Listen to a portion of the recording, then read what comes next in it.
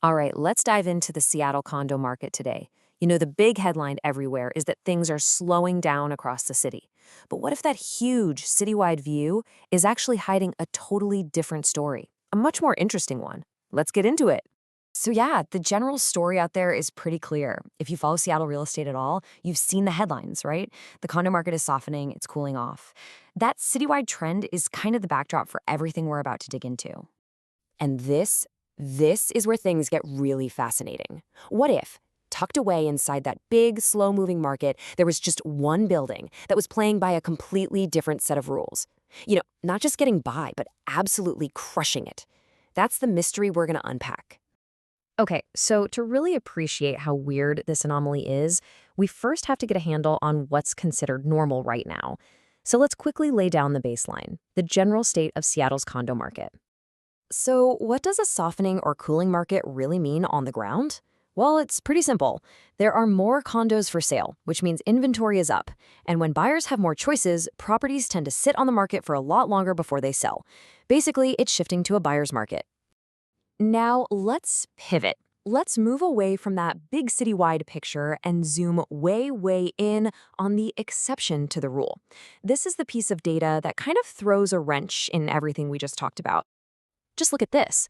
At a luxury high-rise called Insignia, the reality is the dead opposite of what's happening in the rest of the city.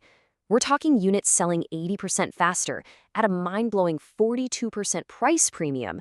Now, that isn't just a fluke. That's a structural difference. To really wrap our heads around what's going on here, we need a new term, the micromarket. Just think of it like a tiny market that exists inside the bigger market.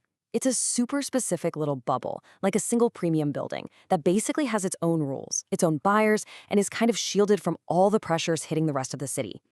And that brings us to our tale of two Seattles. So let's put these two markets, the Insignia micromarket and the entire Seattle citywide market, right next to each other and just look at the raw data. Man, the numbers here just lay it all out, don't they? The difference is just so stark. Look at days on market, just 12 days for an Insignia unit versus 60 for the city average. Price per square foot, almost $800 compared to $563. And while the city's inventory keeps climbing, Insignia's is holding steady. These are two fundamentally different worlds. Let's just focus on that speed for a second. This velocity advantage, as they call it, it's not a small difference. Selling your place in just 12 days versus 2 months, that means way less uncertainty and a much, much stronger position when you're negotiating. And then you've got the price premium, 42%. That's huge. What this tells us is that the market values these units in a completely different category. They aren't really competing with the average condo out there. They're playing in a whole different league. And it all results in this hard number, nearly $800 per square foot. This right here is the tangible proof that the Insignia micromarket is operating on a totally different economic level. Okay, so we've seen the what. Now let's get into the why. What are the specific things that create this Insignia advantage and basically build a wall around it from the rest of the market? Well, it really comes down to a few key things. First off, it's a premier luxury high-rise, so it attracts a very specific group of highly qualified buyers who, frankly, aren't as worried about broader market swings. Think of it more like a luxury good than a standard apartment. All these factors work together to create this kind of structural shield, insulating it from the price pressures that are hitting everybody else. Okay, so this data is really cool, but let's make it practical. If you actually own a unit at Insignia, how does all this change your strategy when it's time to sell? It really boils down to having a 3-step mindset. First, you have to understand your speed advantage. A faster sale gives you leverage. Second, you have to acknowledge your premium. You can't price your property based on what's happening citywide. It's just valued differently. And third, you have to target the right buyers, that specific group that's looking for these exact kinds of premier, non-traditional places.